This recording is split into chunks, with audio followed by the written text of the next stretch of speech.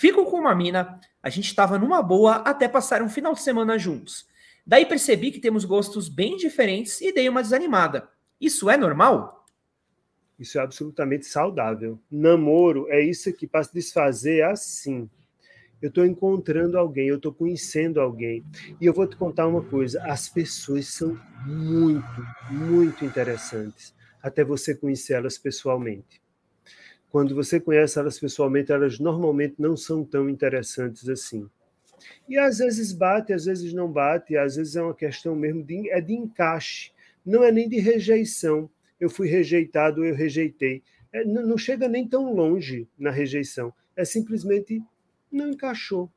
Por quê? Não sei. Porque você sabe o que é interessante, que as pessoas parecem não observar, é que quando você se apaixona por alguém, ninguém lhe pergunta por que você se apaixonou por aquela pessoa. Parece que se apaixonar é uma coisa que o cupido vem, joga a flecha e você se apaixona. Mas quando você não se apaixona, ou quando você se desapaixona, tem que ter um motivo. Mas acabou porque a relação? Mas vocês davam tão certo, o que foi que houve que a relação acabou? Às vezes nem eu sei. Tanto quanto eu não sei porque eu comecei a gostar, às vezes eu não sei porque eu desgostei. Aí a gente inventa coisas, na verdade. A gente inventa para se convencer. A não ser que tenha acontecido alguma coisa muito absurda, evidentemente. Mas, se não, eu não sei bem porque me apaixono por alguém e nem sei, às vezes, porque deixo de me apaixonar. Não rolou. Simples assim. Não faz disso um problema, porque não é. Eu sinto que existe uma coisa muito nossa, assim, é muito de uma cultura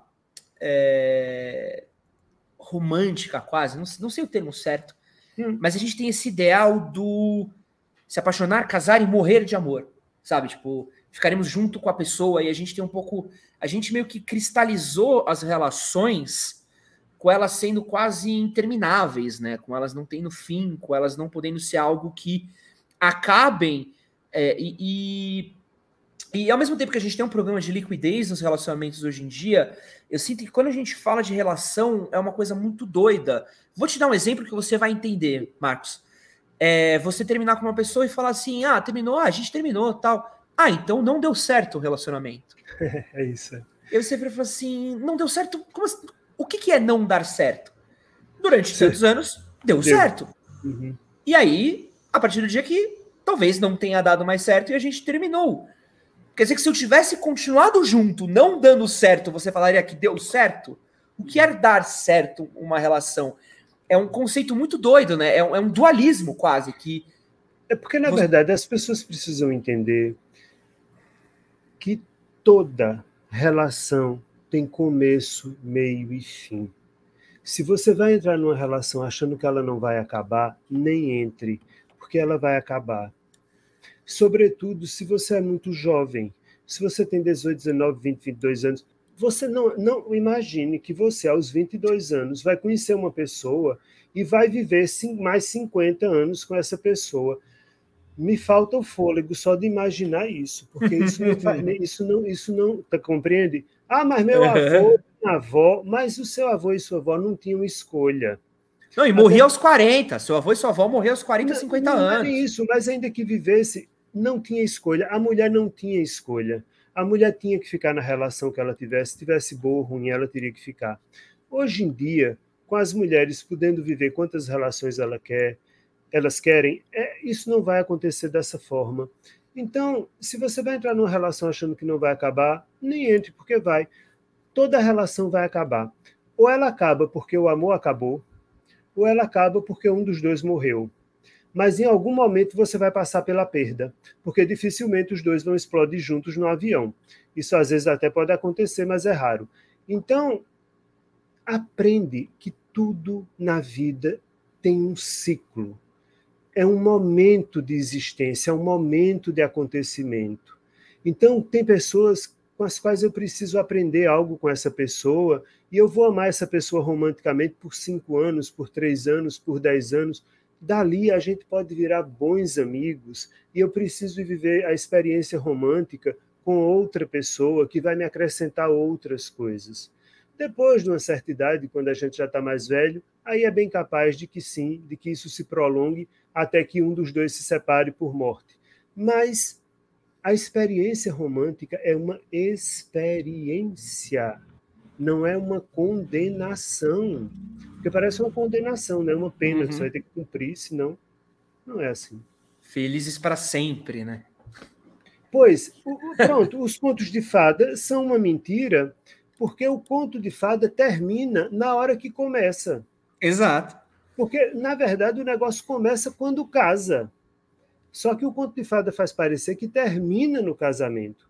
Na verdade, começa no casamento. Ninguém sabe como foi depois. Branca de Neve, ninguém sabe como. Vai que a Bela Adormecida era frígida, vai que o príncipe, sei lá o quê. Ninguém sabe. Começou ali, depois do casamento. Mas ninguém conta. Vamos supor assim, eu estou talvez em dúvida se meu relacionamento deve continuar ou não. Eu não olho mais com tanta certeza para o futuro como eu olhava antes. Qual que é a técnica que você daria para eu não tomar uma decisão que eu me arrependa? Eu sei que é impossível a gente ter certeza de qualquer coisa nessa vida, a não ser da morte, mas como é que eu poderia ponderar? Vamos pensar que a gente fosse criar aqui um sistema. O que eu precisaria pôr na balança de cada lado para entender do tipo assim, não, terminou, ou opa, talvez exista aqui uma chance de continuar? Eu não poria nada na balança. Eu pediria ajuda. Porque a gente não é acostumado a pedir ajuda a quem a gente vive. E a gente precisa pedir ajuda. Então, chega para o outro e pede ajuda. Diz, escute, eu não sei o que está acontecendo comigo. Eu estou me sentindo assim, assado, eu estou confuso. E eu não sei o que eu faço com essa confusão. Você tem como me ajudar de alguma forma? Porque eu não estou sabendo lidar com isso e não sei aonde isso vai me levar. E estou colocando porque você faz parte dessa relação. Se você pudesse me ajudar, talvez fosse uma coisa boa. E aí, o que o outro vai lhe responder, talvez lhe surpreenda muito. Talvez o outro lhe diga coisas que lhe façam entender coisas suas que você nem sabe, ou coisas da relação que você nunca pensou. Talvez o outro diga, olha, eu também não estou achando esse negócio grande coisa, não. Também não está bom para mim, eu também estou. Então, vamos conversar sobre nossa relação. Aprendam nas relações de vocês a pedirem ajuda ao outro. Porque as pessoas são acostumadas a criticar, a apontar o dedo, a dizer você errou, você fez, porque pede ajuda. Diz, olha, me ajuda, eu estou sentindo isso e eu não sei o que fazer com isso. E eu sei que você não tem uma resposta, mas eu estou lhe pedindo ajuda. Pedir ajuda é um bom caminho. Eu acho engraçado, complementando um pouquinho do que você falou, Marcos, que a gente tem esse costume dessa palavra DR, que é a discussão de relacionamento. A gente fala muito de DR, muito de DR, muito de DR. Muitas vezes a DR ela é muito focada no eu, né? No eu da questão, no que eu quero, o que eu espero. E falta muito essa concepção do nós.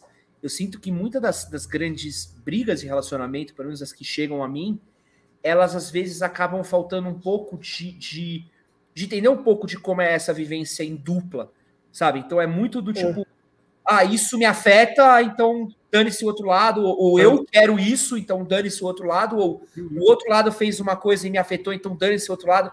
Então falta muito do entender assim, tá, quando eu quero isso e eu faço isso, como isso afeta o outro lado, ou o que está acontecendo, e eu sinto que falta um pouco dessa honestidade, né, não apenas da honestidade, mas do entendimento que uma relação é sempre feita, no mínimo, por três pessoas. Eu, você e a gente. E o nós não apaga nem o eu, nem o você. Mas é preciso que eu entenda que tem coisas que precisam serem vividas aqui, no nós, na nossa relação, e não individualmente, e não somente eu ou somente você. A gente precisa viver isso junto. E um truque para a ADR funcionar é o seguinte: existem duas formas de você começar um diálogo com alguém. Ou você fala do outro, ou você fala de você. E quando você começa falando do outro, a gente já sabe onde isso vai dar, em briga, e não vai chegar a lugar nenhum. Então, sempre que você for falar com alguém, evite falar do outro e fale de você. O que é que eu estou querendo dizer? Uma coisa é você chegar para uma pessoa e dizer assim, você fez isso naquele dia, e você devia ter feito de tal maneira. Você está falando de quem? Do outro. Do que o outro deveria ter feito. E aí o outro se sente atacado, e como qualquer animal atacado, ele ataca de volta, ou se ele puder fugir, ele foge. Agora, que tal falar de você? Olha, você fez isso naquele dia, assim, assim. E quando você faz isso, eu me sinto assim, assim, assim, assim. Aí você está falando de você. E aí abre uma boa perspectiva para que exista, de fato, um diálogo. Se você falar de você, de como você se sentiu, e não do que o outro deveria ter feito. Porque não é a você que cabe dizer o que o outro deveria ter feito.